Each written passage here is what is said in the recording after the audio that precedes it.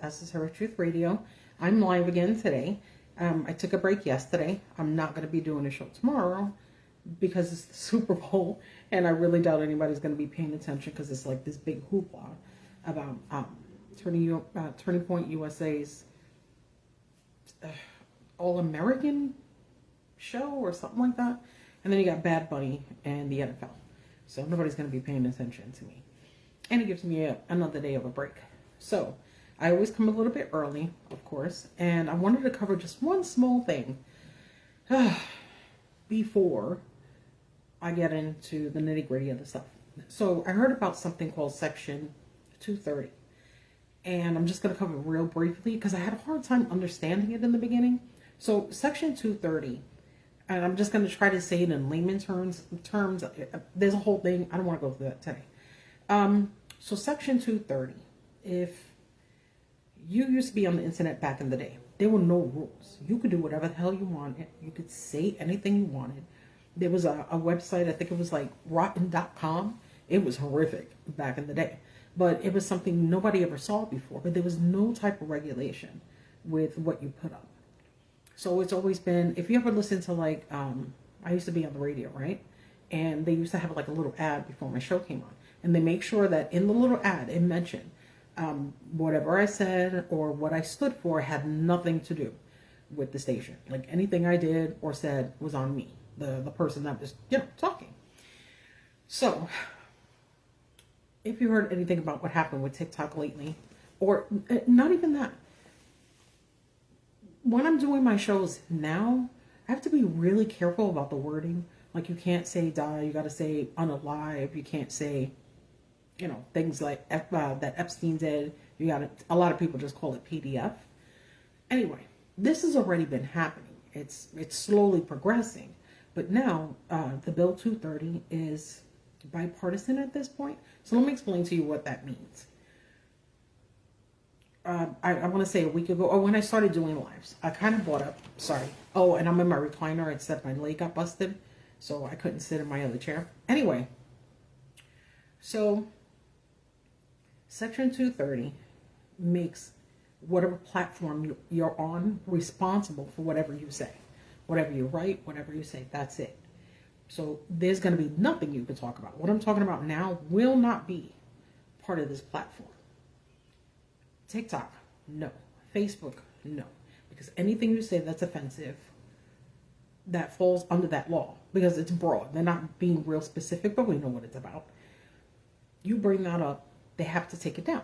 Because let's say you say something about socks, and then there's people that love socks. They didn't like what you said. They could write to the company, and they could be like, I don't like this, and they would be forced to take it down. Or they could potentially get sued. Here's why it's terrifying. That means the platforms, this and what I'm doing will no longer be possible at all. If I'm already being careful about what I say, almost everything I say is going to be blocked. They'll just take it down. And you already have the opportunity to report anything you see on the internet. But the companies can be like, they can make their choices. So, of course, when they bring up stuff like this, they say, oh, for the children, be a parent. Be a parent. Don't let your kids just randomly get on the internet. I'm not saying don't let them.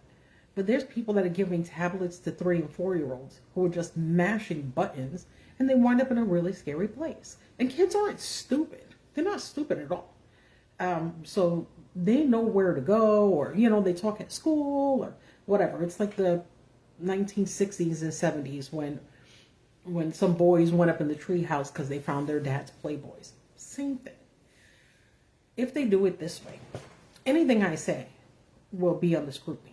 And not by you. Doesn't matter if you report me. The company could just shut it down and say, terms and conditions. That means nobody could talk. We're going to have to go back in the day where people had to build their websites. I think I got 3. I don't know. I would just build things because I liked it. We're going to have to go back to that.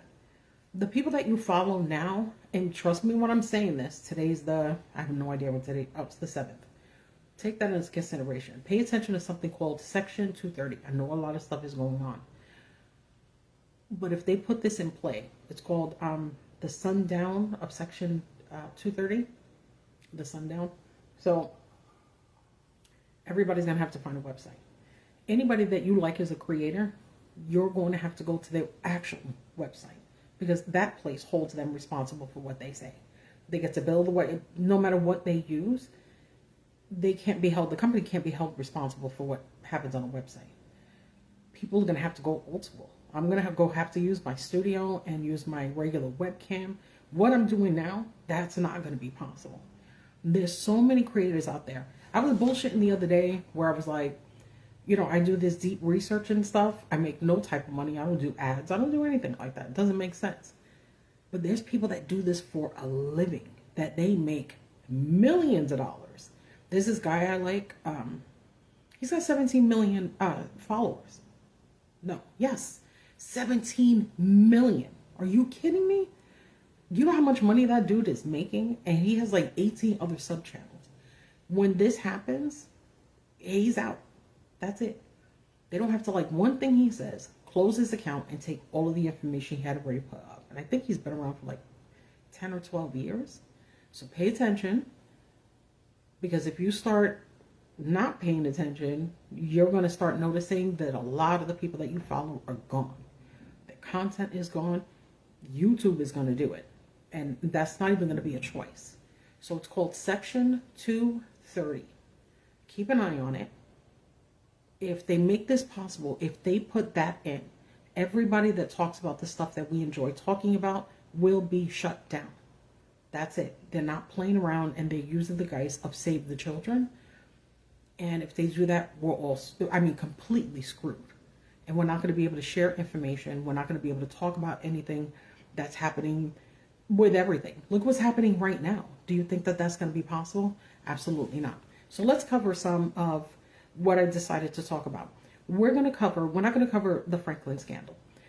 Did you know that Epstein owned another place in New Mexico? It's called the Zorro Ranch. And it's like 7,200 square feet. Nobody's talking about it. Apparently, a couple of days ago, it did come up in the Epstein files. Still, nobody's talking about it. So there was a guy that was a construction worker there, and he came out and he snitched. He was like, listen, there's stuff going on here. I think he said the first letter was in 2019, but it happened way before that. Okay. So it says here, recent allegations have emerged concerning Jeffrey Epstein's Zorro Ranch, particularly from a person who claims to have worked there and later asked for money compensation, right? That's what they do. This individual made shocking assertions related to disturbing incidents that allegedly took place at the ranch. The ranch is huge. I think it might actually either be the same size as the island or a little bit bigger, which is terrifying. It's in the middle of the desert. Like, they had guards. It's crazy. You can just look it up and they'll show you like little photos of what was happening, what it looks like. But you couldn't get in and out of there the way that you probably could have with the island. So there's pictures that they found that came out in the files that it had a hatch in the floor. No ladder or anything like that. It was just a hatch that went straight into the ocean. And everybody had their thoughts on it. They were like, if somebody had a submarine, who the hell's going on a submarine and taking it to the island? Like, some people are taking it too far. If people like Clinton and Gates were just kind of walking in or taking a plane, who the hell's going to get a submarine? That doesn't make any sense. Other people speculate that when stuff went down and it got a little violent, that they would go to the little hole and they would drop whatever they needed to drop in the hole. And we would never, how are we going to find any information of what they dropped in the hole? But that it was a random place. The hole should have been there. That's what I'm saying. You live on an island, you build a house, why would you make a hole to dump shit in the water? Is that where you throw your trash? I'm considering they think it's trash. Anyway, so this is what the guy had said. His allegations were burial of victims. So the primary allegation is that Epstein ordered the burial of 2 foreign girls in the hills near the ranch, following reports that they had been unalived during abuse. The email detailing this assertion described the girls as having died by strangulation. This isn't the first time, not just the ranch, but this isn't the first time something came up in the files about victims going through something like this and being unalived because of it. So he claims that there's videos. The sender of this email claimed to possess videos that purportedly showed Epstein engaging in abuse and demanded a payment of 1 Bitcoin, that's how you know it's old, for the information and footage. These claims were forwarded to the FBI as part of their ongoing investigation into Epstein's activities. Epstein's Zorro Ranch, purchased in 1993, has been regarded as a site where he hosted high-profile guests and engaged in illicit activities. The vast property contained numerous amenities designed for privacy and discretion, making it an elusive backdrop for Epstein's reported misdeeds. The allegations not only contribute to the ongoing narrative of Epstein's criminal activities, but also raise serious questions about the extent of the abuses that occurred at his various properties. These claims are part of a larger volume of documents released, blah, blah, blah. What I didn't know, because I didn't read her book, Virginia Giuffre, and I know that she took her own life, which is horrifying, to know that, you know, that's deep, you know. She talked about that ranch. There was a couple of people that talked about that ranch. And the fact that we're not talking about it, like, I can't even remember how I found out about the ranch. Anyway. Okay, so this was covered. Holy shit. This was covered a couple of days ago. And it's called Jeffrey Epstein Ordered 2 Girls During Abuse to be Buried Near the Ranch. And then I pretty much explained what was said about it. Okay, so anyway. It says the email is titled Confidential Jeffrey Epstein. Do not know what happened. Not to the guy, not to the information, which we can already surmise that the information was just ignored or hidden on purpose, right? Okay. Even though that happened, even though he has another place, even though in the information that we have, considering there's millions of people have already been through hundreds of thousands, the ranch isn't really talked about. Not like that. It should be, but it's not. And that's kind of worrisome, the kind of things that they might have been doing in a separate location, as opposed to just distracting us and talking about the island and not talking about the ranch. He had the same type of security. And this is the kind of place you can't run from. Whatever he did there, especially if it was worse than was happening on the island, believe me when I tell you it was easier to get rid of anybody there than it would have been to, you know, to the island. I think we should kind of look into that because, like I said, that guy already came out. He already said it. He told them way back in the day, stuff is going down and we have to do something about it. So we covered Zorro Ranch. So 1 month, when was it? Hold on. Okay, so Zorro Ranch got sold. And the company is called San Rafael Ranch LLC. This newly registered company acquired the property after it had been on the market for about 2 years. The sales price remains undisclosed, but is reportedly much lower than the initial asking prices, which began at $27.5 million and were later reduced to $18 million.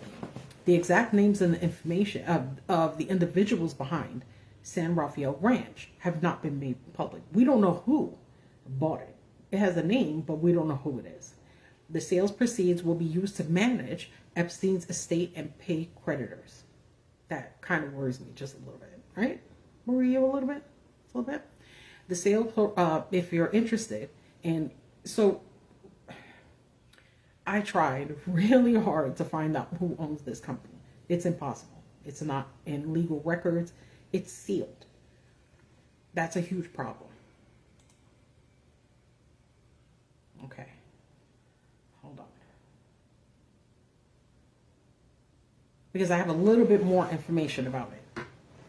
Okay, so he did buy it in 2023. And attorneys have kind of said that they had like a slight investigation. And you already know how that happened. They don't do anything. They haven't done anything. And we're going to get into how far back that goes. Something happened. I think it was like a month after he died, they bought it. Like it got bought up real quick. I mean, super quick. And again, that's something that's worrisome, especially when we don't know who bought it. Like, what would be the honest reason to straight up buy this one place owned by this one dude? Not letting anybody on it. They're not building anything on it. To me, they're just preserving whatever it is that's there. Because if they don't buy it, then they'll have other people that are going to come in. For example, there's a circulating picture, especially when the files first came out, of Michael Jackson standing with Epstein. And everybody's like, oh, that's just to prove that Michael Jackson... No. Okay. He asked to take a picture with Michael Jackson, who was looking to buy properties when he was selling the place where they were located. That was it. Then they had the second photo that came out, and it was Epstein, Michael Jackson, Diana Ross, 3 kids. They blotted out the kids' faces. So Diana Ross's son, I think, came out and said, what are you blocking our faces out for? That was Michael Jackson and his kid, and that's my mom, and that's me and my sister. So you could already see where they're kind of going with this, right? Okay. Now we're going to get into these articles. Okay. I'm worried at some point, at all points. How come more people weren't coming out? Why there weren't more survivors that were coming out? And already you know, right? The Prime Minister in, I want to say Canada? No, Europe.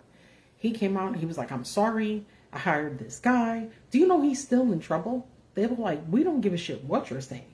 No, you're not in the files. No, it doesn't say you did anything wrong. But let me tell you where you screwed up. You were supposed to vet this dude and you didn't. Because that guy's name is all over the files. So they were like, how did you miss that? You know what I mean? Your job was to make sure we didn't have somebody in our company and our country that would do something like that. So even though he came out, even though he said he was sorry, they're like, we don't know what to do with you at this point. Oh, and every other place. Oh my God, they are firing everybody. People are just losing it. Oh my God, it's something that we're not doing here at all. Okay. So I kind of want to cover, and this is why I'm excited today, because we're going to cover a couple of very, very old articles that might explain what we're going through and why we're seeing it this way. According to some people, this whole thing is a psyop.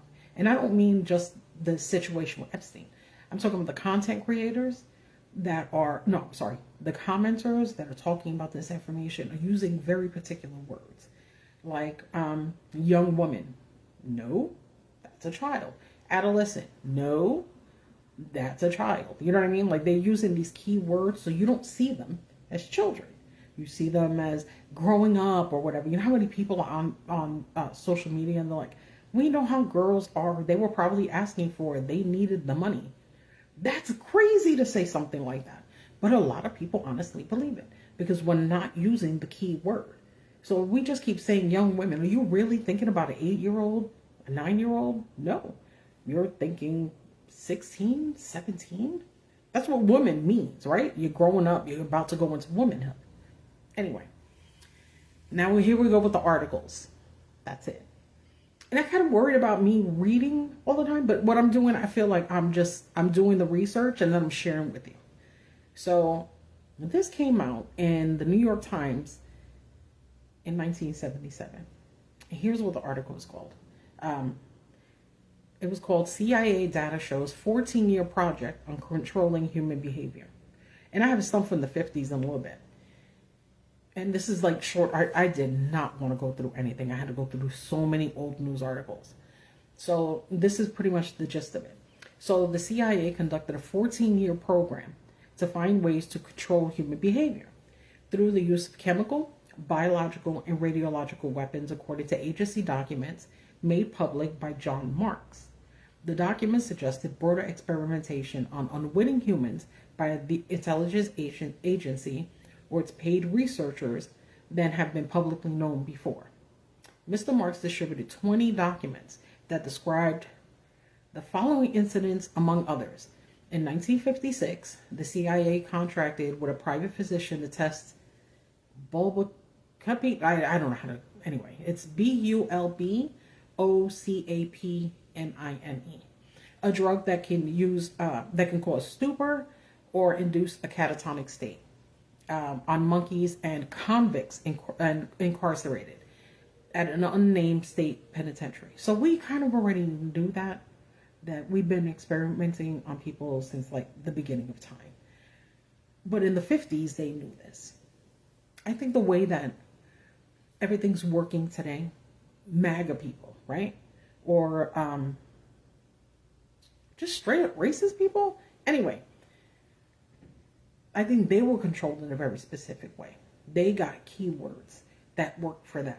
That's why they're so emboldened to just share everything that they're kind of feeling, even though I'm sure they've always been that way, but they knew back in the day to use your inside voice. You know what I mean? You don't just go with a bullhorn and just start yelling that shit in the streets.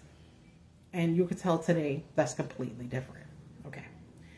A letter from an unnamed, a CIA official in 1949 discussed ways of unaliving people without leaving a trace. Quote, I believe that there are two chemical substances which would be most useful in that they would leave no characteristic pathological findings. The letter said in 1952, two Russian agents who were suspected of being doubled were interrogated using narco-hypnotic methods. The two men were given sodium pentothal, and I've heard that in the movies. It's called truth serum in the movies. One interrogation produced a remarkable regression. Okay, the paper said during which the subject actually relived certain past activities of his life. The subject totally accepted Mr. Name Redacted as an old and trusted and beloved personal friend whom the subject had known for years in Georgia, USSR. The CIA conducted secret medical experiments from 1949 through 1963 under the code name Blackbird, Artichoke, MK Ultra, and MK Delta. Okay. So here's the thing. And this I heard a long, long time ago. And this kind of helps to cement that in for me. So there was this whole thing about the 1960s, right? Everybody was on psychedelics. Everybody was like free love and shit, naming their kids moon and stars and stuff, right? It was alleged back then that those kind of drugs were given to them. Like they were introduced to these people, you know, to large groups of kids or people in college and stuff like that. And that's what caused this entire movement of people with the free love, you know, and not wearing clothes and living in a barn, you know what I mean? Like anything you would see in the movies. Like, just think Woodstock on crack. And that's how they found out that it worked. I know back in the day, there was a little town in France that had put LSD on bread. And the whole town lost their shit. So we've been doing this for a real long time. But when you start understanding who's behind it, right? We got the CIA behind it. We have them openly discussing it because these are on Freedom of Information Act files. So what my understanding was that during war, places like China and stuff like that, like they have very specific techniques. You ever heard of water torture, right? I don't mean waterboarding, but they said that they would like lay you down and then they would get like a little, I want to say like a bucket, and they would just drop one like on your head for like days, and it would drive you absolutely mad. And they were like, you could do basic shit like that. That's amazing. We need to start upping that because it works. So we've been kind of doing it. But like I said, if people don't know to find the files, they're not going to know that this has always been a thing. Always. And I think that has something to do with us now. So here's another article. And this was February 10th, 1954. Post-hypnotic of the night, pointed finger you will sleep was enacted. That's weird, right? That they call it that. Mrs. and deleted and somebody else deleted immediately progressed to a deep hypnotic state. Sorry, my neighbors. With no further suggestion. Miss deleted. She would use every method at her disposal to awake that person now in a deep hypnotic sleep, and failing this, she would pick up a pistol nearby and fire it at her. She was instructed that her rage would be so great that she would not hesitate to unalive for failing to awaken. Mrs. carried out these suggestions to the letter, including firing the gun at so-and-so, and then proceeding to fall into a deep sleep. Both were awakened and expressed complete amnesia from the entire sequence. Miss whatever, I mean, it's not that I'm skipping her name, it literally says like redacted, was again handed the gun, which she refused in an awakened state, right? She was already awake, to pick up or accept it from the operator. She expressed absolute denial that the foregoing sequence had even happened. She just didn't even know. And I think I covered a little bit. That was the story with Sirhan, right? You know how many lie detector tests they gave him? He passed all of them. He was like, I'm telling you, I have no idea about any of that. Like, none of it. Okay. And then we have the, what's that book? Catcher in the Rye. Anyway, see? Anyway, so then we have this. And it's called, this from the Washington Post, February 1st, 1999. And it's called When Seeing and Hearing Isn't Believing. Gentlemen, we have called you together to inform you that we are going to overthrow the United States government. So begins a statement being delivered by General Carl W. Steiner. At least the voice sounds amazingly like him. Anyway, but it is not Steiner. It is the result of voice morphing technology developed at the Los Alamos National Laboratory in New Mexico. Psychological operations, or PSYOPs, as the military calls it, seek to exploit human vulnerabilities and enemy governments, militaries and populations to pursue national and battlefield objectives. Covert operators kicked around the idea of creating computer fake video of Saddam Hussein crying or showing other such manly weaknesses, or in some physically compromising situation.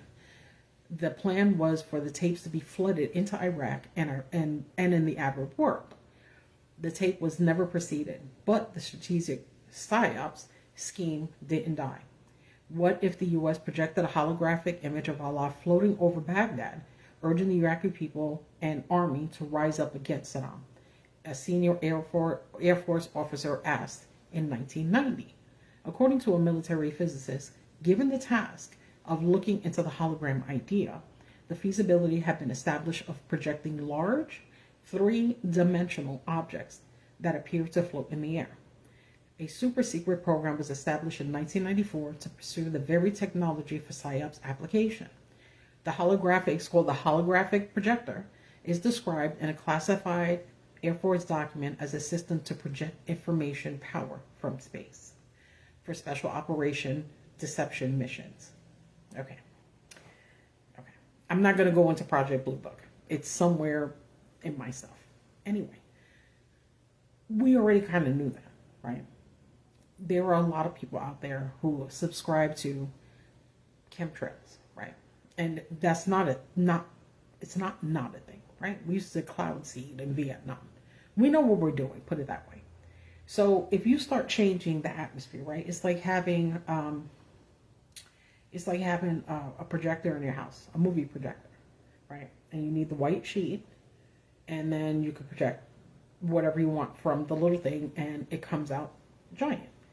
So if you take that and you put it in clouds and you put it in the sky, and that picture where they show like millions of satellites in that's not a thing. There's a lot, but they're definitely like a million. So the whole thing is which country is going to project it first. And you have to get out of the mindset that only the U.S. has these capabilities. It's not that every other country is just dumb. A lot of them are kind of far ahead of us. And that's why we keep making deals. I mean, we hide the secrets, but it's not like every other country is like, we're not going to worry about it. We don't have to do anything. Let the U.S. do whatever they want. That's not even how it works. So, okay. Anyway, so we just keep doing things like that. Project Blue Book was literally, Bluebeam, sorry. I was talking Blue Book with my dad.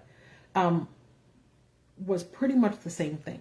And it was told by Werner von Braun. Now, he was part of Paperclip, right? So that was when we had like the Nuremberg trials. So he was in Germany, and we took a lot of people, Like the guy who made the atomic bomb came from paperclip. So we took the smartest people out of that situation and said, we're not going to take you. We're going to take you, but we're not going to take you to trial. Now, if you want to be executed, you go ahead and tell us you're not going to work for us. But you're going to work for us. We don't care what you say.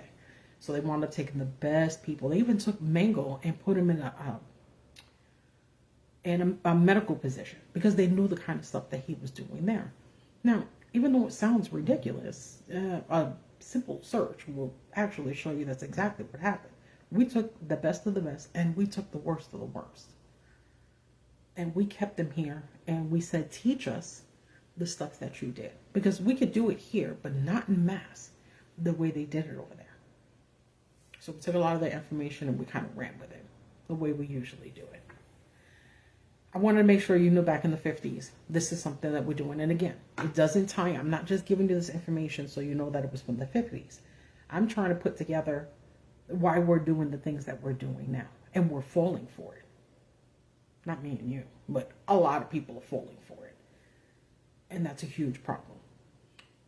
When I talked a couple of days ago about FEMA camps, like when people like, were you concerned? I was terrified back in the day. You know what I'm saying? I was just like, that shit's going to go down. And it's going to be horrifying. As I got older, it started dawning on me that the people that are going to fall for it are going to go there by themselves. Like they're going to put a giant sign in the camps, right? And they're going to be like, free bologna sandwiches and free Wi-Fi. Do you know how many people are going to get up and go and be like, well, it's better than nothing? Because they can't survive. Because they don't know anything else. That's why I wasn't as scared as a lot of people were after a while, right?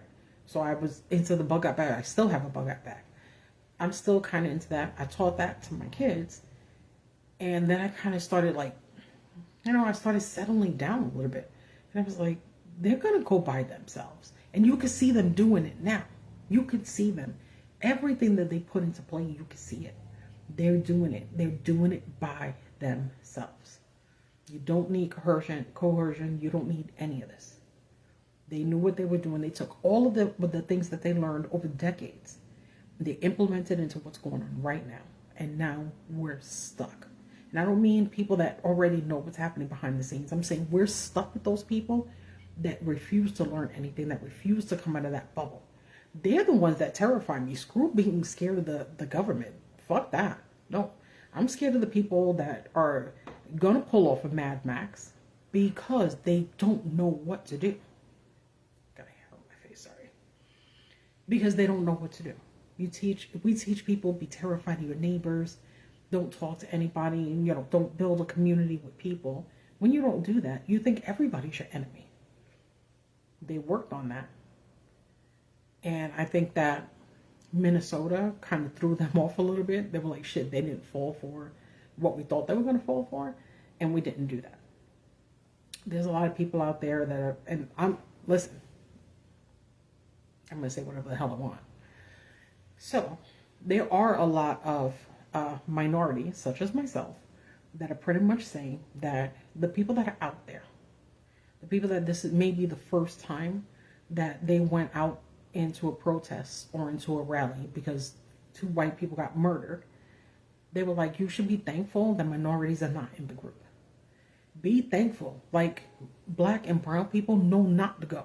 I mean, there's some, but if you really look at the protests, there ain't a lot. Not at all. And there's a reason for it. They know that if they're in that crowd, okay, put it this way. Let me give you an example. So Alex Pretty, right? I learned how to say his name without screwing it up. Anyway, so Alex Pretty.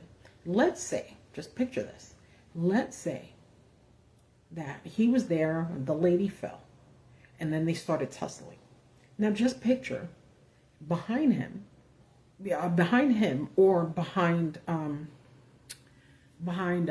the ICE agents, or even on the side. Shit, maybe they were a block away. They would have started shooting. Pretty wouldn't have been the only one. They would have started shooting as many people as they could. Because they were afraid of a guy who was 10 pounds wet, right? And a lady who was on the ground trying to get up. and nobody in the vicinity except people with cameras that were watching. Imagine a bunch of black and brown people in that same thing, standing around, not doing anything. If they were afraid, I think they went to get him, on purpose, but let's say they were afraid, it would have been so much worse. They would have already been so many more casualties. Easily, that would have been a thing. Please keep that in mind. Okay. I'm not covering the Tavistock Institute because that's a thing within itself. And I'm not doing the 3-hour show today. No.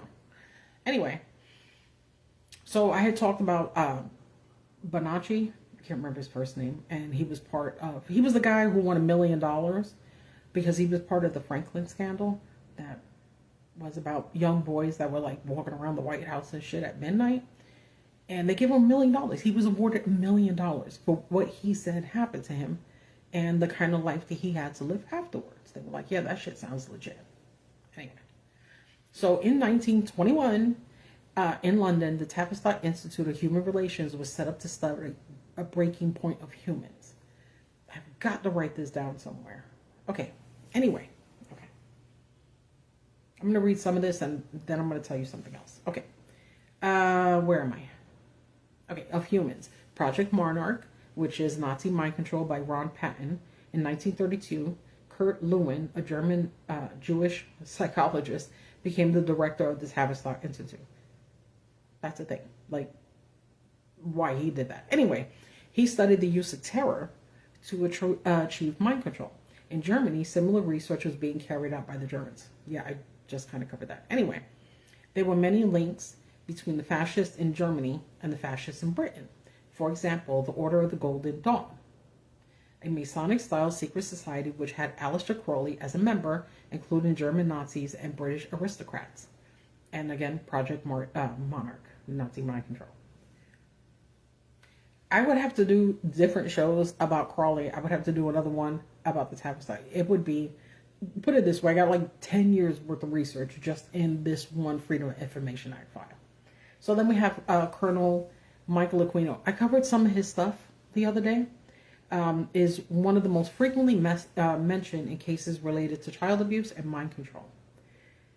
Mango, who I brought up a little while ago, who reportedly worked for the CIA. Where was I? Oh, worked for the CIA, helped to brainwash Oswald. That's it. Do what you want with that one. Because I don't even have the time to get into every single thing here. Dr. Joseph Mengel's studied mind control at Auschwitz. Children were tortured and sometimes died. One of Mengel's reluctant assistants was Bertold Epstein. That was cute, right? Who was Jewish. During World War II, at College University in the U.S., Dr.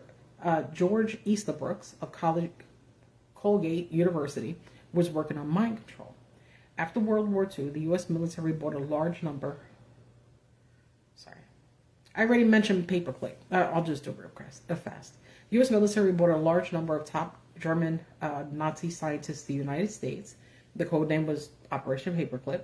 The CIA's Project Bluebird, approved by Director Allen Dulles in 1950, I know you know Dulles, had the aim investigating the possibility of controlling a person by using certain interrogation techniques. In 1953, the CIA set up Project MK-Ultra to study mind control. Reportedly, the Nazis brought to America after World War II had helped with the project. Now, mind you, they helped with the project. They didn't establish the project. We did. They helped to extend it. Different countries are using the same kind of techniques. And when we have things like UN meetings, those kind of things are discussed behind closed doors. We can't just think they're talking about USAID or sending rice to third world countries. That's not what they're there for. They're there to share information like this amongst each other. It's like going to a hidden college course. You know, everybody got their little dictations. They're writing stuff down and they're like, yeah, I heard about this. What did happen with you here? Did that work? It kind of goes down like that. Okay, let's keep going. Okay, reportedly, the methods used to produce mind control include electroshock. Operation Spellbinder was to create sleeper assassins, right? If you're thinking, you're listening to this and you're like, oh shit, she went off the deep end. No. All of this is in Freedom of Information Act files. All of it. There's nothing that I'm reading that I'm not getting from a file. All of it's there. Okay. The electroshock therapy. I'm from New York. They used to be, I think it's still existing. I don't know. There's a hospital called Bellevue. And I remember when I was growing up, I was told that they had like a huge insane asylum, right? Like in the building. Like it was a hospital kind of, but it was more like a mental institution. So back in the day, if a husband was just pissed that his wife was nagging all the time, he would take his wife, he would walk in the doors, he would say, I don't want to deal with this bitch anymore. They would take her, put her in a straitjacket, give him $50, and he would just move on with his life. While they were lobotomizing, while they were doing experiments like this, all of that. None of that is like, that it's not a movie. Like, they put it on our faces so that when you do hear things like this, it seems completely unbelievable. With like, what? Yeah, I saw a movie that said that. No, we've been doing that for a real long time. Other people whose minds have been controlled are reportedly used as military for abuse. Look how I have to kind of mind what I'm saying. That shit pisses me off. Anyway, and they can be used to blackmail politicians.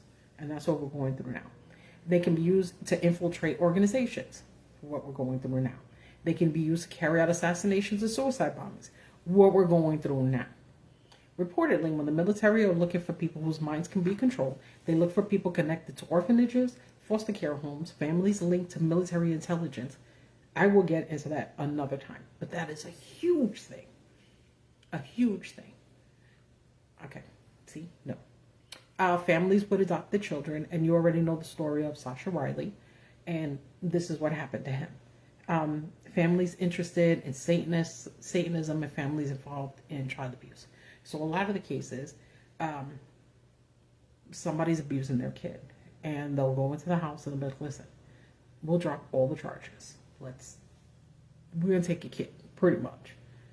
If you fight us, then you're going to go to jail. And we're going to lock away the kid, and we're going to take your kid anyway.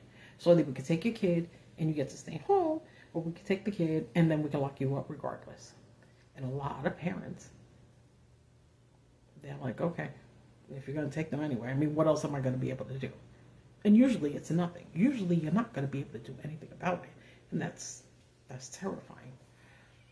Okay. Reportedly, many of the mind control victims came from families linked to certain forms of Catholicism, Mormonism, and charismatic Christianity. Reportedly, victims are often found to have scars or marks suggesting multiple electrical prods and mutilation by knives, branding irons, and needles. I probably shouldn't have read that. Anyway, names linked to U.S. mind control experiments including Dr. Ewan Cameron, Lieutenant Colonel Michael Aquino, a Jewish doctor called Dr. Goybaum, I'm not saying that right, and Dr. Mengele. Survivors of abuse under the remembering Mengele torturing and unaliving a small child in front of a child he was programming. Dr. D. Ewan Cameron was the former head of the Canadian, American, and World Psychiatric Associations. There shouldn't be a World Psychiatric Association. That's what I mean when I say the world is involved. And all we're doing is just trying to control everybody at once. And the only way to do that is to be able to bounce ideas, find out what you found out. They're not in competition. They're working together. You know what I mean? It's like thinking that Democrats and Republicans are like, oh, I hate your guts. No, they're hanging out. They eat dinner. They're probably all at this dude's island. It's the world we live in. But anyway, I know it sucks though.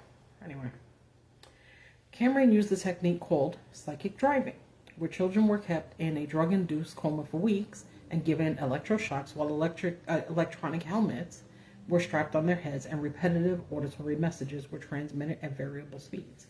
Here's something I'm going to cover really quick. Okay, listen. I'm 51 years old. 51.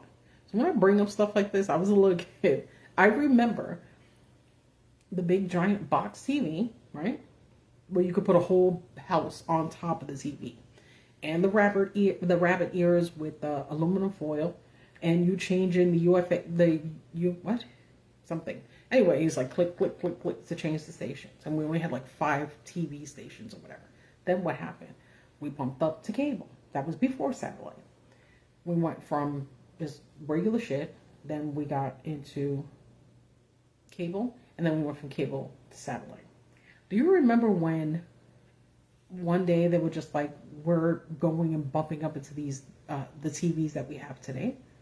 They were just like, your old TV. You're my family and I love you, but you're terrible. You're all terrible. I hope that didn't play out loud. Okay. Obviously, that's a family member, and that's from Bob's Burgers. Anyway. Yeah, that threw me off. Sorry. Anyway, so, okay. So we wound up jumping from one thing. It was the more we can be able to control.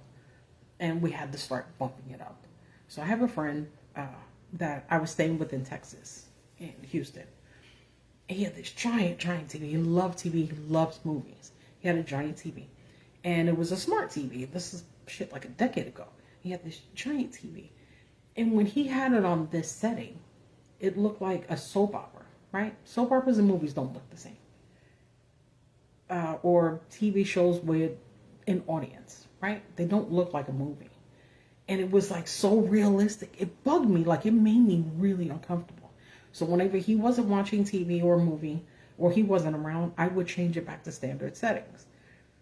Because it would freak me out. Like, it wasn't supposed to feel that way. It was a TV. But they were trying to make people comfortable to think that it's real life. That's a huge issue. And that's why some people can't tell the difference. You know what I'm saying? I hope my dad doesn't call. He's the worst. Anyway. Okay, yes. I did cover this yesterday, the day before yesterday. So Lieutenant Colonel Michael Aquino was connected with... No, I'm actually going to cover that. Okay. So Michael Aquino was connected with the Presidio Army-based daycare scandal in which children were abused. So Dr. Sidney Gottlieb and Lieutenant John Alexander were also said to be linked to MKUltra. The monarch mind control experiments reportedly took place at the following locations. I'm going to read the locations because I don't give a shit. Cornell, Duke, Princeton, UCLA, University of Rochester, MIT, Georgetown, Maimonides Medical Center? I don't know how to pronounce it. Anyway, St. Elizabeth Hospital in D.C., Bell Laboratories, Stanford Research, Westinghouse, General Electric, Arco and Menking Research Unlimited. Oh, we're going to keep going. China Lake Naval Weapons Center, the Presidio, Fort Detrick, Fort Campbell, Fort Lewis, Fort Hood, Redstone Arsenal, Offutt Air Force Base, Patrick Air Force Base, McClellan Air Force Base, McGill, Kirkland, Nellis, Homestead, Grimson, Maxwell, and Tinker, all Air Force bases. Langley Institute, Research Institute, Los Alamos National Laboratories, Tavistock, in the areas or by Mount Shasta, Lampe, Missouri, and Las Vegas. One well-known victim of this kind of thing is Kathy O'Brien, who refers to her abuse by her father, forced into... Okay, anyway, she's a whole other thing by herself, too. I tried to get an interview with her, I want to say like 11 years ago, and it's hard to get in contact with her. Her story's been out for a really long time. And she names names. She doesn't mess around. And like, you have to go through like one person and then they you know, like it was really complicated. But I really wanted to, sorry. I was like, that's when I get thirsty like that, when I'm doing these long shows. Anyway. Okay. So it says, often well known as a victim, who refers to, anyway, I don't think her website's up anymore, but she had this whole thing. And it was a long time ago, so things like that weren't really hidden like they are now. Like I get why she's like terrified. I think I covered the day before yesterday, Boys Town, and and the guy that brought it up, that Bonacci guy, was the guy that was in the Franklin scandal. He's also the guy that won the $1 million, the lawsuit. So, okay, so I'm not going to get into all of this because this is something different. But they're kind of saying, and some people want to live. Oh, hold on. Bonacci refers being flown with other boys to an Air Force base in California, and guess where else? Bohemian Grove. Don't have to get into that. Look it up. I do not trust Alex Jones as far as I can fucking throw him. Did he go to like the real Bohemian Grove? You know what? I'm on the fence about that. I don't think it was just out in the open where somebody could just kind of climb over a gate. And then when you think about things like that, you're like, people in the Epstein files were just leaving each other messages and emailing horrific things. Like, how stupid do you have to be? So, I don't know, it's 50-50. But I know Jones can't be trusted. He hasn't been able to be trusted in like 25 years. So, anyway. So, in 1992, Dr. Corden Hammond, a psychologist from the University of Utah, delivered a lecture entitled Hypnosis at MPD, Ritual Abuse, at the 4th Annual Eastern Regional Conference on Abuse and Multiple Personality Disorder in Alexandria, Virginia. Hammond referred to the Nazi connection and military and CIA mind control research. Okay. I'm not going to, I don't know, hold on. Nope, I'm not going to get into it anymore. Anyway, so you pretty much get the gist of that, right? They've been doing it. It's always been a setup. This is why I said, with all of those files, there's way more than what's happening right now. Like, if I say, like I've been saying, that other countries, like things like the UN and stuff like that, when everybody's just kind of like G7 and shit like that, when they're all like packed up in these spaces, they're not talking about, hey buddy, I need something, you want to give it to, no, they're like, hey, what did you learn? This is how far I have my people under control. You know what I mean? Like, I think that's why Cheeto messed up. Like, he was supposed to be part of this system in order to make us as vulnerable as other third world countries. We are a third world country. We've been like that for a long time. We're just in the bubble. Like, everybody else kind of knows it. They know about us and they know about themselves. We're the only ones that are like, we're the freest people in the world. We haven't been like that since shit. Yeah, I don't know. I've been researching for a long time. I kind of want to say like George Washington, but that's not even true. No, because they were slaves. No, anyway, I don't know when. I'm sure it's just not in recorded history. Anyway, so when you start realizing this is a thing, it's always been a thing. And this is why so many people are still trapped. And I feel like they're trapped. When I see people making excuses for what's happening and the information that's out, I know that they're in a trap.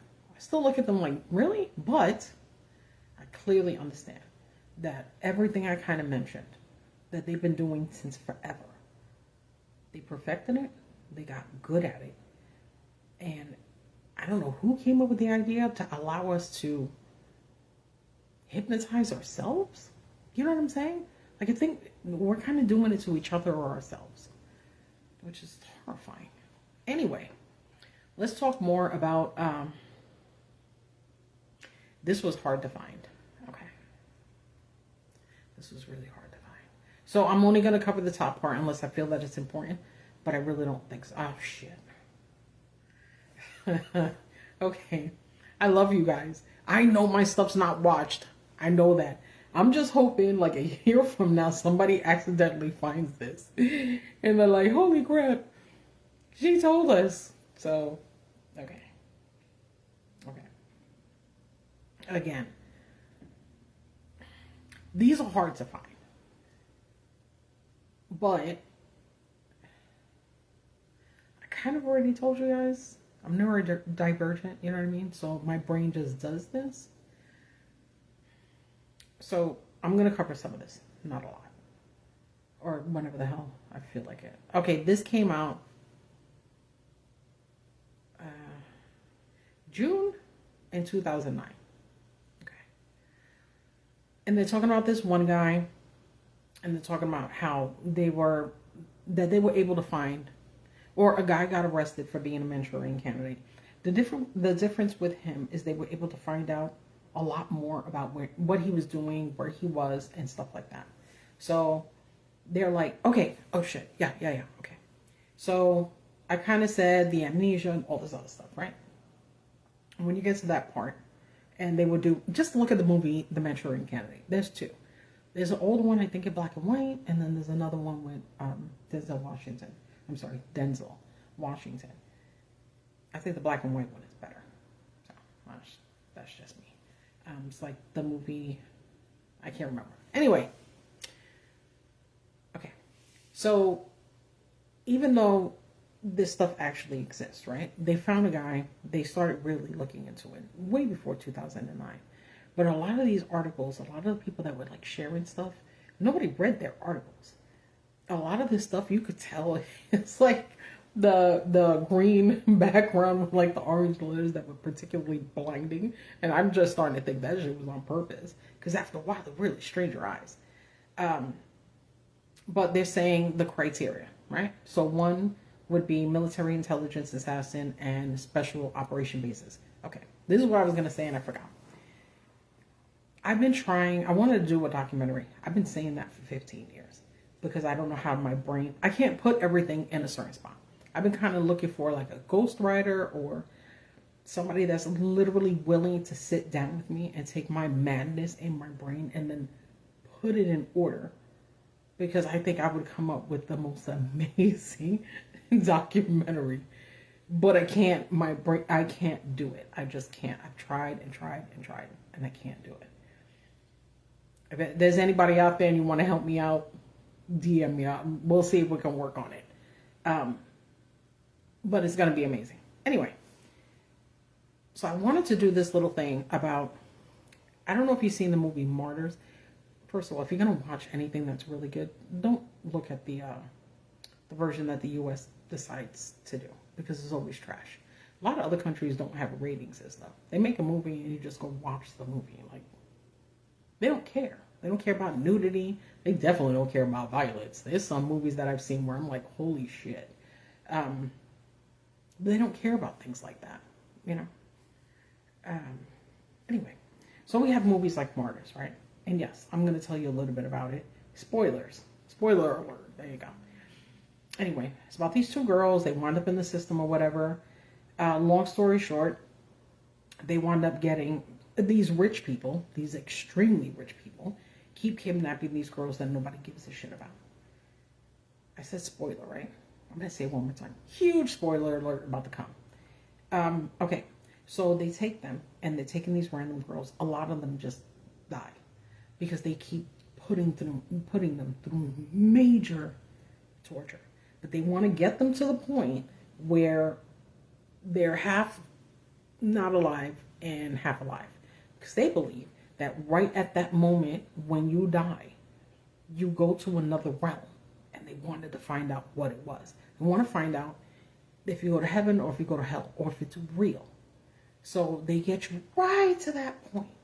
So one of the girls that they went and they took her, oh my God. Anyway, she was whatever.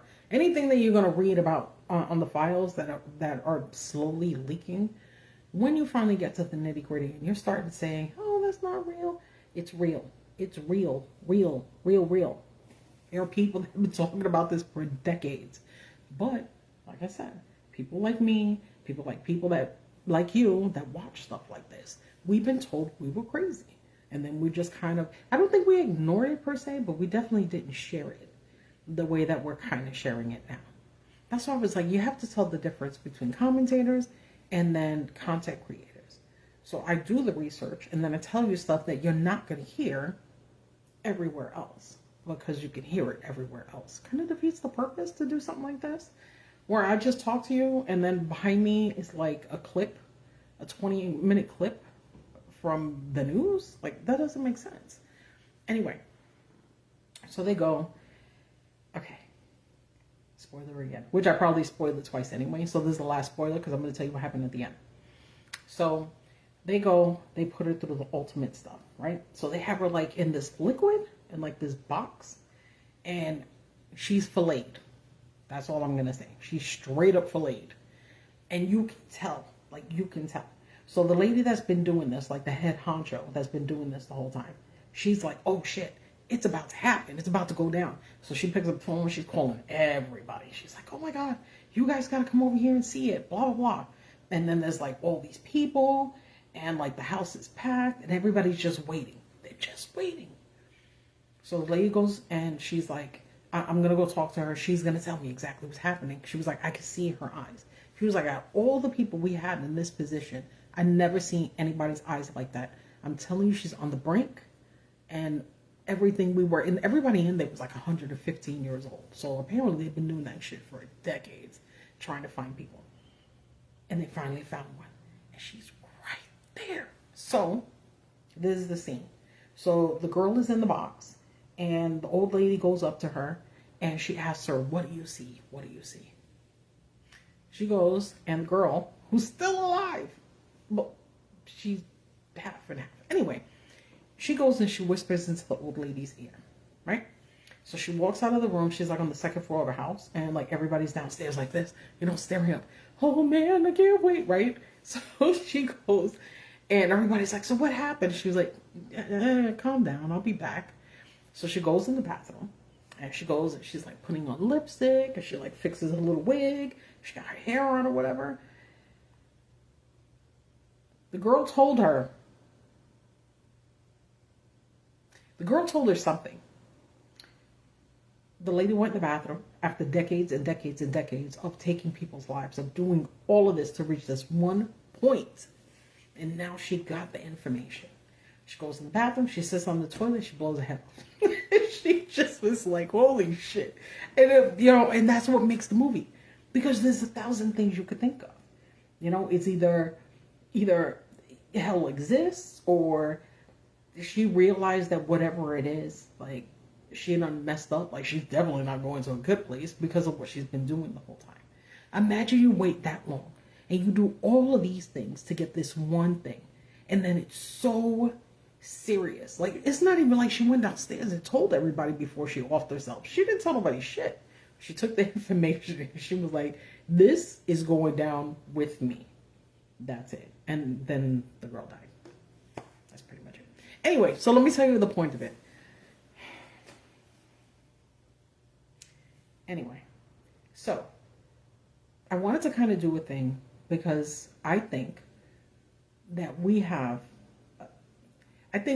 something special, right? I don't think we're all the same.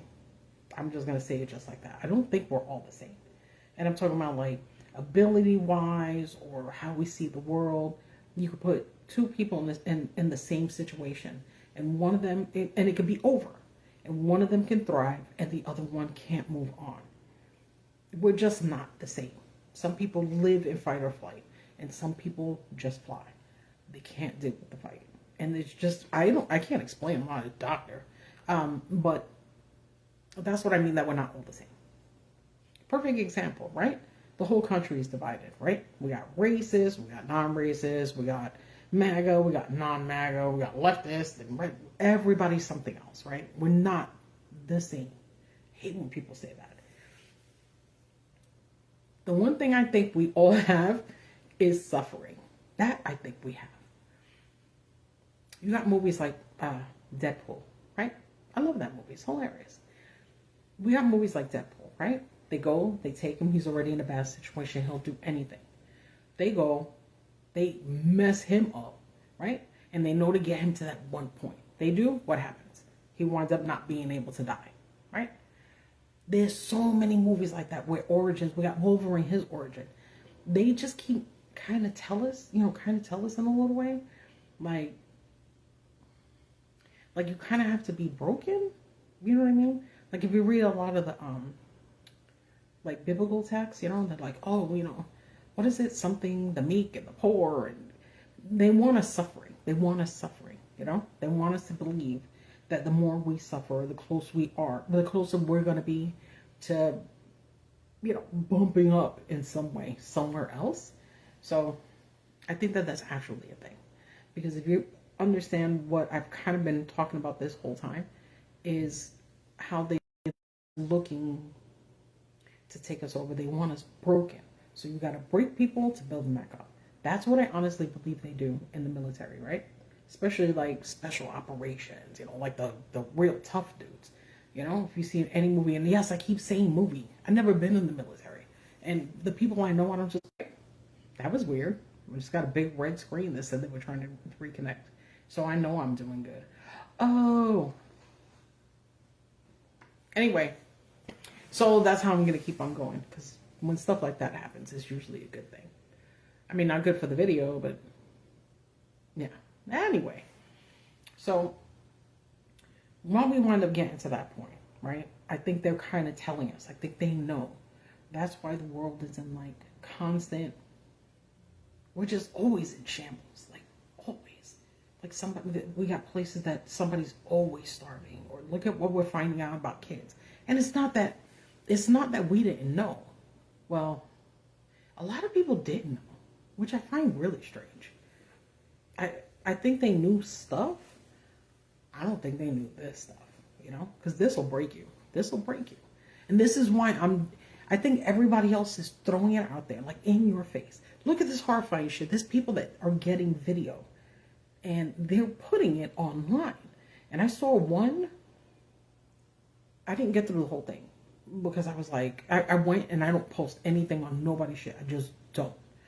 I have an opinion. I either come and I tell you, or I tell somebody else that I can trust. But I don't go on people's threads and stuff and just give my opinion that way. Unless it's something stupid, like a movie or a cartoon or something. Anyway, I was like, I know that you're putting the information out because people have to know. I was like, but you don't know the kind of people that you're attracting to download this video, keep this video, the happiness they're getting from this video. Certain things, I honestly believe, is us feeding the people that are doing these kind of things with people that want to do it. You know what I'm saying? Like the amount of physical harm that we do to children, it happens all over the world, but it's really rampant here. We have incels here. Like, we have some serious problems. A lot of other countries, they have conversations with their kids, Hey, women have boobs, Women get their period, don't freak out. Don't be afraid of growing and having emotions, There's boys in other countries where the homosexuality is frowned upon. And they lay on each other's backs. They sleep in the same bed. They walk around going to school holding hands because they don't treat it like something physical. So when you promote over sexualizing children, like we do constantly, and then we tell preteens or whatever, whenever a kid is finding that moment where they feel like they're growing up and they're starting to get feelings, then we're like, you don't have those feelings. You're too young. Or you follow the rules that we're going to say. And what happens? These kids wind up bugging out. You know what I mean? And they're just like, I can't be free to do what I want to do. I have to do it in secret. If you look at all the people that are just horrible to women, especially, like mass unaliving people, it's usually some shit about their mom. You know what I mean? Where the mom's like overly aggressive or physically abusive, or there's always something. Oh, you know the movie I was thinking about too? Split. If you haven't seen it, you gotta watch it. That's another one where, there was like some serious problems in his life and he wound up, I think he has 16 personalities. They need to break you. They're putting it in our faces, right? What if you knew about this? And I'm not saying nobody knows about it. I'm saying for the guys, the people that are watching this, if you didn't know this, or I'm sorry, if you knew this first, and then you watched Deadpool, or then you watched Split, or then you watched The Manchurian Candidate, like, do you think you would have taken it? Would you have understood it really was supposedly a form of entertainment, kind of like in a psyops kind of way? Do you think it would have changed your outlook on what they're putting out there for everybody else to see? You know, imagine you and your significant other or your child or your parent or whatever, and you're both at the movies. You have this information. You know about the files, you know about the stuff that was done, and the other person did, and you're both watching the same movie. Do you think the both of you are going to walk away with the same thoughts on it? I still watch nonsense, like complete nonsense. When I'm not doing this, I put a post on my own personal page about me watching Beavis and Butthead. I don't know why they make me laugh. I think it was because, you know, it was a time when I was in my bubble. I find them hilarious. I don't know why a lot of people really hate it, and I could care less. I think it's hilarious. I love it. And I watch, you know, Bob's Burgers and things like stuff to keep my mind in a different place, because sometimes you need a break from this stuff. But I understand that it's a form of entertainment. There's people that watch a movie and then think that that person is the character. That's a problem. Like, that's not normal. This paper that was written a while ago, that's like a psychiatrist think that's a thing. If you cried, like let's say you're watching a movie and like the main character dies, and then you start crying in real life, they were like, that's a problem. Like, you should watch it as entertainment. Just say it's a problem. It's a problem. I didn't know that because I cry at movies and music especially. I love music. And you know, there's those moments where you're like, man, I wish I could cry today. My day was shit. And then what do? You put on, you put on whoever the hell you like, and it takes you to a new place, or you're eating food and the smell will bring you back. They're like, we're not supposed to have such an emotional state to something that's fake. Even though I brought up the food, that's a real thing. You eat food. So if you think about, if you're smelling something like, I don't know, I like pateles. I haven't had them in 20 years. And my aunt in Tampa, said she shipped me some from Tampa here. And I hadn't had it for 20 years. And the second I got it and I boiled it, I already knew, I remembered everything. Like in my head, I was like, when I was a little kid, how big it was, like how everybody ate it, and it was a special event. Loved it. But I also have a tendency of crying during movies and music. But they were like, that's not supposed to happen. Our emotional connect should be towards other people that are doing something, not acting like it or singing a song that has nothing to do with our lives. I mean, you could be associated with it if you're heartbroken and then somebody sings about heartbreak. I mean, you could feel that. But there's people out there that are fans in the craziest kind of way. Oh shit, we see it all the time. We got MAGA. You know what I mean? They got like the flags and the shirts. Remember when they wore garbage bags? Dude, that's a thing. Like the fact that everybody kind of says, you know how weird that is, and they don't see it, that makes it worse. You put on a garbage bag. He supposedly got shot in the ear, and they put like maxi pads on their ear with tape and walked around like that, like proudly.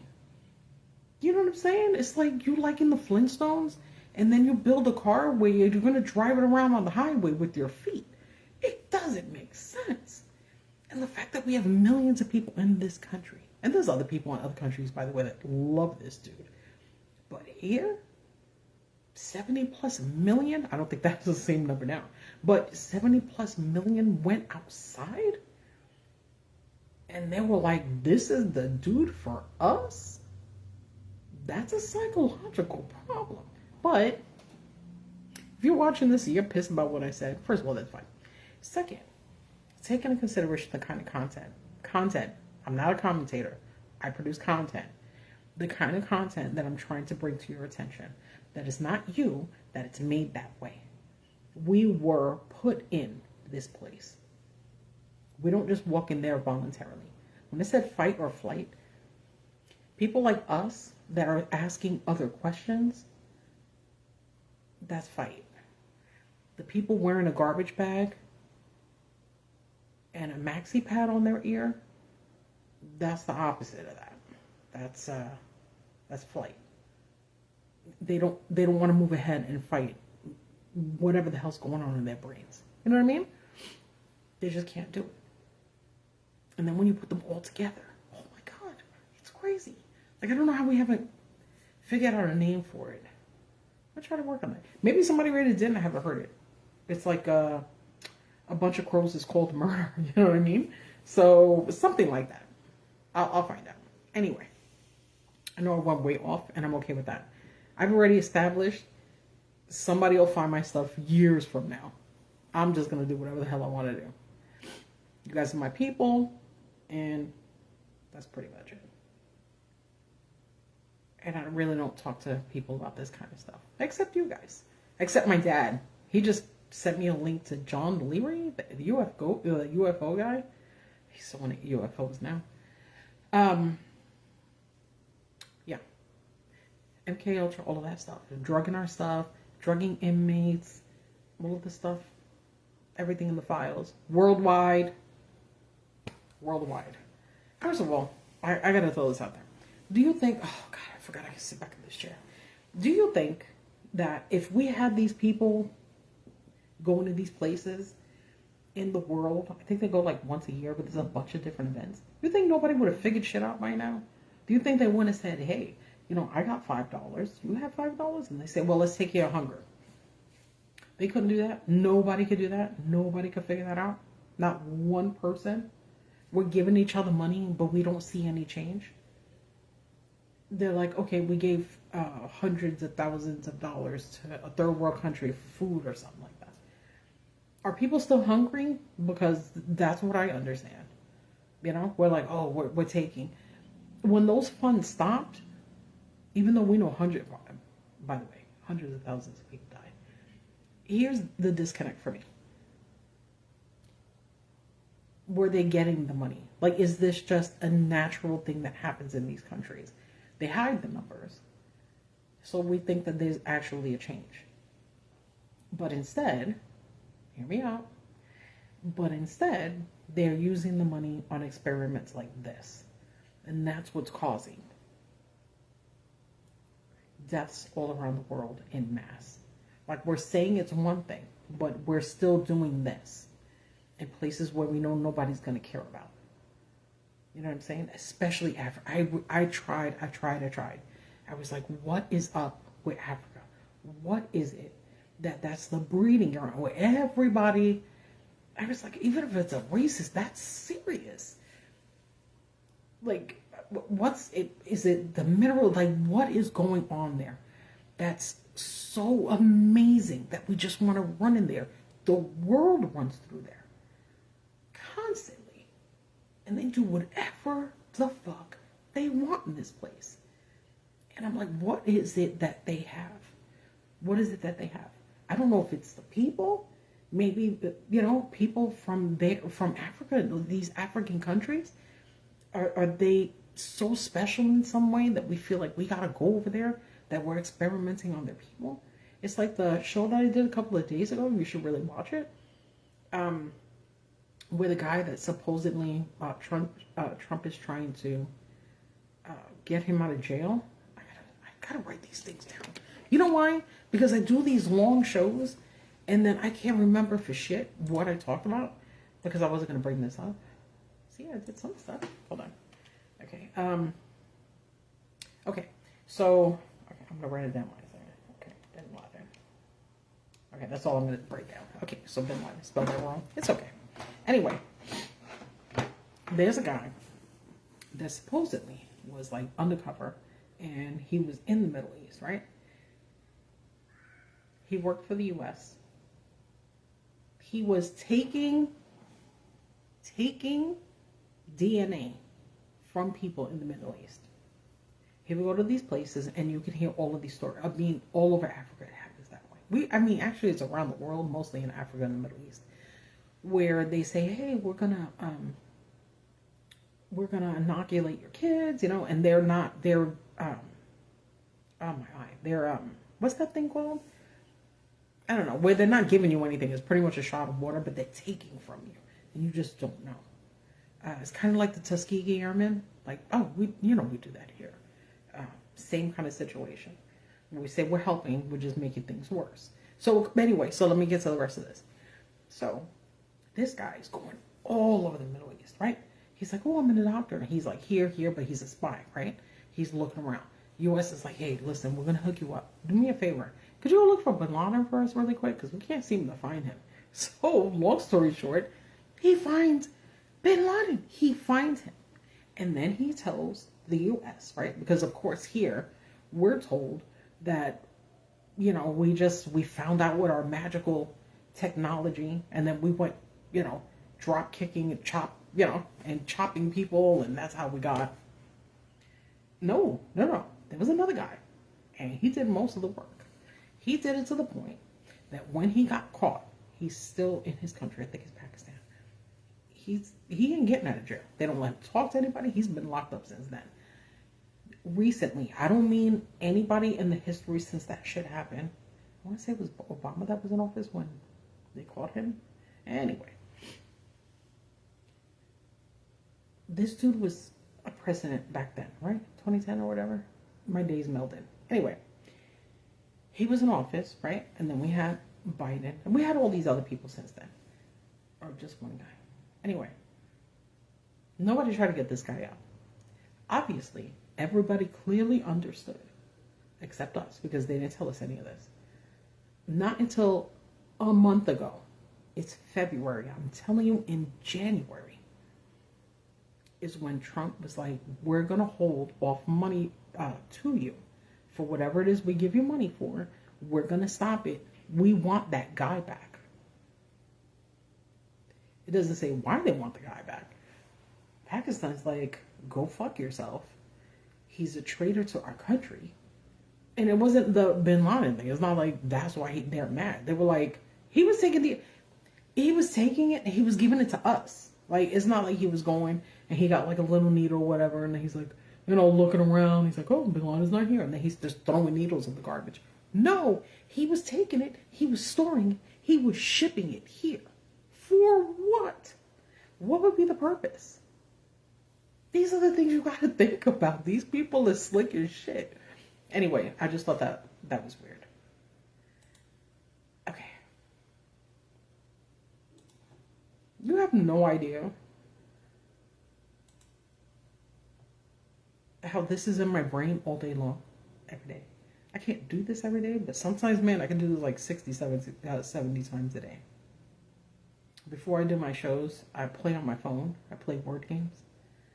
Because if I stay on my computer, it doesn't matter what I'm doing. If I stay on my computer, I'll think of something, and then I'll write it down, and then I'll look it up, and then I'll have 800 other things. That's why I usually write down before my lives, like something I'm going to say, and then you can tell over time I start adding more things. By the time I'm done, I got a bunch of stuff. Okay, anyway. We talked about Michael Aquino, right? He supposedly has something to do with Anti LaVey, who was the founder of the Church of Satan, which is not the same thing as, I can't remember the name of the other one. The one that they got the after school programs and all that other stuff. Yeah, I can't, shit. Anyway, so we're going to talk about Presidio, right? So this came out, you're welcome. This is from August 11, 1987. The FBI is investigating allegations of 37 or more children that were abused at a child care center at the Presidio Air Force Base. Here since mid-1985. At least 4 children contracted chlamydia, treatable venereal, I didn't say that right, disease. Presidio spokesman Bob Mahoney said, another child initially tested positive for exposure to the acquired immune deficiency syndrome virus, but a more reliable test showed no infection. Whatever. Quote, it is an extensive investigation regarding child abuse at the Presidio. FBI spokesman John Holfer said the agents are still conducting interviews and collecting evidence. Have you heard of this before? No, I didn't hear about it either. So, anyway, because of the long period of time in which this case concerns itself, we simply don't know how many children involved, says Colonel Joseph Rafferty, commander of the base which overlooks the Golden Gate. Mahoney said the FBI has questioned more than 60 children who attended the daycare center between June 1985 and November 1986. Parents say they have been told by base authorities that at least 37 suspected victims have been identified. Mahoney maintained that today, in 87, the child care center, a pleasant wooden structure with a capacity of 300 children, quote, is a safe place to be. Word of his continuing investigation was disturbing news at the campus like Ford, where there has been a shot fired in hostility, in which it is a center for such pursuits as medical research and language studies. About 6,000 military personnel and civilians work at the base. The rumors escalate. Attendance at the center has dropped down to about 150 from the initial 300, although a summer attendance decline is common. Some of this year has been attributed to fearful parents pulling their children out. Some parents are holding weekly support group meetings, and some circulated petitions last week calling for a town hall meeting on the airbase. Quote, it's got a lot of people asking a lot of questions. Out of the questions come rumors, and the rumors escalate.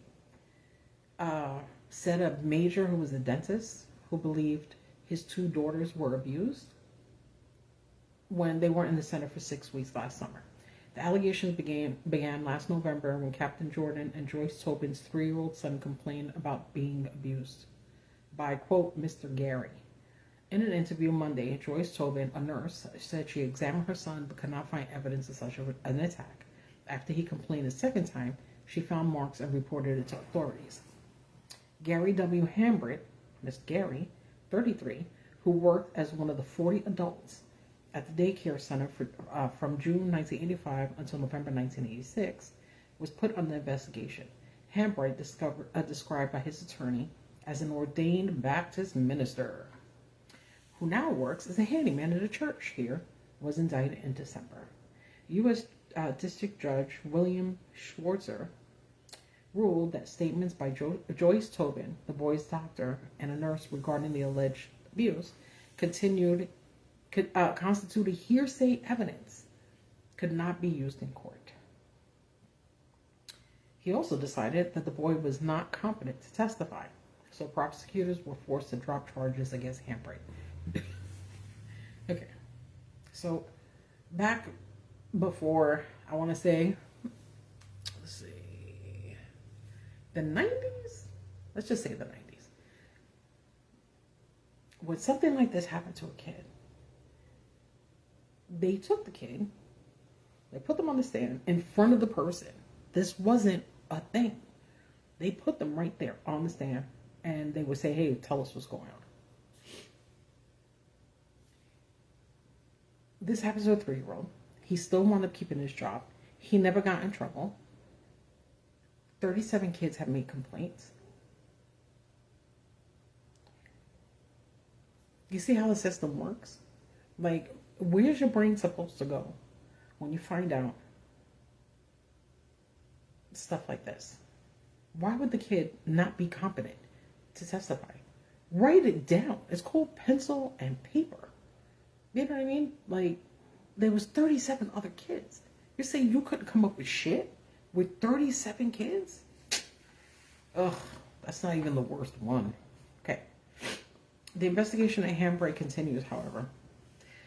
The FBI obtained a search warrant to test the former teacher for chlamydia last month. The test shows that he was not carrying the disease. The condition is curable with antibiotics and leaves no trace. So what do you think he did? Right? Isn't it widely discussed right now that Bill Gates wound up with some kind of STD and he was trying to, like, give his wife antibiotics? Anyway.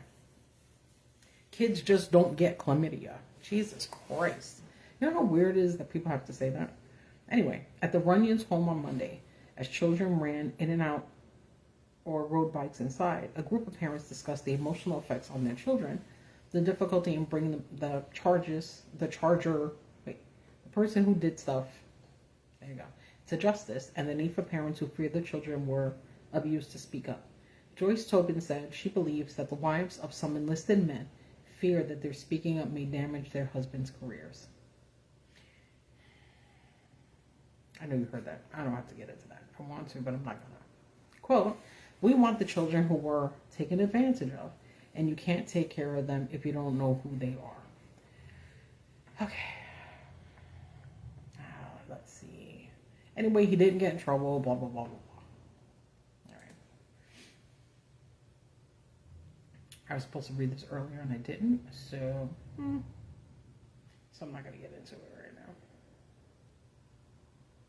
It's more covering what I already did with the Project Bluebird. And kind of goes in the Manhattan Project. That's something completely different. I'm getting excited about it and I don't want to do that. Okay. Now I found another Freedom of Information Act file. Can't remember what the hell this is about because it's from the archive, but I'm sure it's important and I'm just going to read some of it. Oh, this is about the finders. Shit, okay. And this isn't long at all. Okay, so you know how I covered Presidio, right? And that was on a military base. I already read you the Freedom of Information Act files, right? And we've been doing everything everywhere. I told you about the colleges, the schools, the daycare centers, the military bases, right?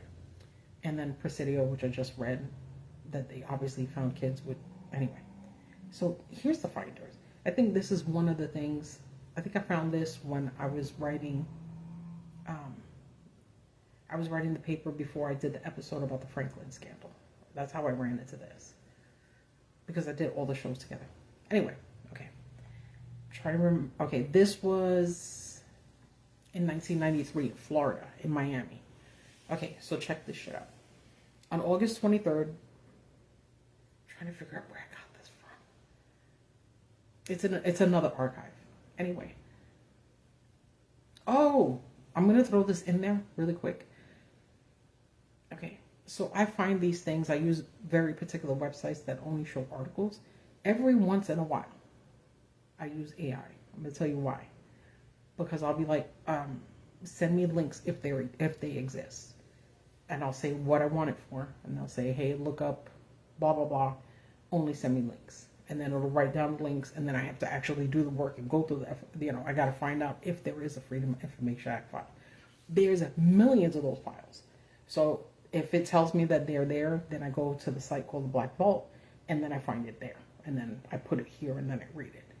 So the other day, I wrote it in a post on my page on Esoteric Radio. And I was like, I had all these windows open for my show from Wednesday. Wait, is today Saturday? I have no idea. Anyway, okay. So I went and I saw all the windows open. So I went to close one. So I set it up that if I close my entire browser, when I open it back up, all my little thing, all my tabs come back. So I went to open another tab, and then I got a box. I saved it somewhere on my computer. I had to copy and paste, take a screenshot. The box said, hey, DuckDuckGo, we changed it to an easier site. You should upgrade, right? And then it said on the bottom, these little words, all the other stuff that you did on here is going to be erased. So when I get stuff like that, I just click it off and I open another tab and it kind of disappears. It didn't. It kept going and going and going. And I was like, holy shit. It's going to take everything I researched. Not from the AI, from DuckDuckGo, period. Not just from the AI thing. And I was like, no. Like, all the Freedom of Information I had to, and I had to do it. I had to. But I was like, the shutdown is real. Like, they're not messing around. They don't want nobody talking about shit. So this is why I go to the Wayback Machine. This is why I go to the Freedom of Information Act files. By the way, if you want to find files like that, it's called the Black Vault. And you can look, millions of files in there. There's a guy, I can't remember his name right now. You remember the show Ancient Aliens? He used to be on it like way back in the day, like when it first started, because of all the stuff that he was doing. But he literally goes, he finds the information, he physically writes to the government, tells them exactly what they want, and you have to pay for the files. So, people give donations, or when you go to his website, like it does for people. So anyway, he goes, they help donate so that he has the money for the files. So he goes, he gets the files, he pays for them, and he puts them up on the site. But sometimes when you're looking for something real specific, you'd have to go through 1 million files, and that's a bitch. So that's the only time that's the only time I use AI, because I cannot go through millions of files. But the stuff I read to you is literally from the real articles. That's why I always tell you the date. Don't know why I felt like I have to say that, but I don't know. I think if I was listening to somebody and they were reading all the time, I kind of want to know where the hell they were getting that from and make sure they were reading like legit stuff. And I just want to make sure you know that I was like reading legit stuff. Anyway, all right. August 23rd, 1993. And I'm just going to read it. It's not long. So it says, I was advised by agents from the SAC Miami office that they had interviewed, per request, the SAC Miami. I don't know what SAC means. I'm sure I'll find out. They listened to the information he provided earlier. Is just going into it. Fort Lauderdale and postal inspectors, and in his letters to various members of the legislature, in regarding of a group called the Finders. It says it inquired if the agents were aware of the case and suggested that they make themselves knowledgeable of its details. Finders or the Finders in the CPPU database and were able to locate a record under each title. These records revealed that an investigation had occurred at the RAC Tallahassee and RAC DC. A brief statement regarding the initiation of the case was included in one CPPU, because this, oh my God, you know how hard this is to read. There's so much shit on the page. Okay, RAC, CPPU, if I find the definition, I'll bring it up. I'm still trying to figure it out. Okay. A brief statement regarding the initiation of the case was included in one CPPU database entry. Neither entry mentioned child material. Yeah, material. I queried the case number and determined that a case had been opened and closed by an agent on February 12th of 1987. No further information was located. This information was provided by Miami agents. It should be noted that the Customs Service of the CPPU records and the record are attached as number 17. I think I'll take a screenshot later and put it up so you can see the nonsense I gotta go through. Okay. All of these older things are written the way it would have been written in the 80s. Okay, here we go. Inquiries regarding this matter with Division Director, Smuggling Investigations Division, reveal that it was investigated by Special Agent when he was assigned to what on September 3rd, 1993. I spoke with Special Agent Internal, who is currently assigned to Headquarters Affairs. I was the agent who participated with the Metropolitan Police Department during the initial stages of their investigation of the Finders. I provided 2 memos to file reports, one dated 2/7/87 and the other one 4/13/87. Copies of these memos are attached as number 18. Now you know what I'm looking at, right? It has numbers and letters and all types of shit. Anyway, in initial establishment of the child videos and or photos, I'm just say it that way. That's what I meant before. So pay attention to that, because I don't think I'm going to say that again. I'm just going to say child material. And protection unit at the request of the Commissioner Von Raab, RAAB. Oh my God. Who is it? Who?